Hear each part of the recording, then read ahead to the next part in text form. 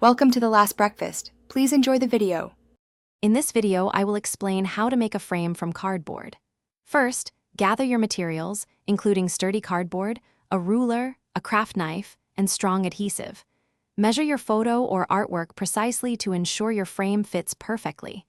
Remember to protect your work surface with a cutting mat to prevent damage and ensure safe cutting. This initial preparation is key for a successful project. Now, let's move on to cutting and shaping your cardboard. You'll need 2 identical rectangular pieces for the front and back of your frame.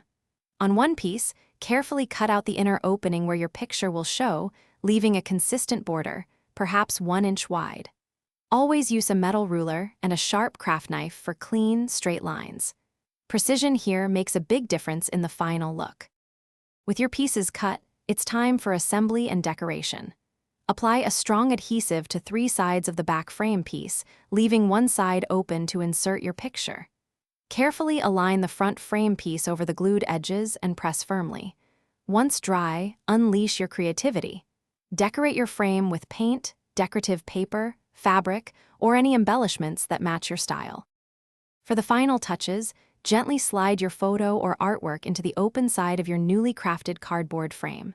To display it, you can easily add a simple cardboard stand on the back or attach a loop for hanging. This makes your frame versatile for any space. Remember to check the description for links to little trees, black ice, and other great deals to keep your car smelling fresh. Enjoy your custom-made frame. Thanks for watching. If this was helpful, leave a like and consider subscribing. See you next time.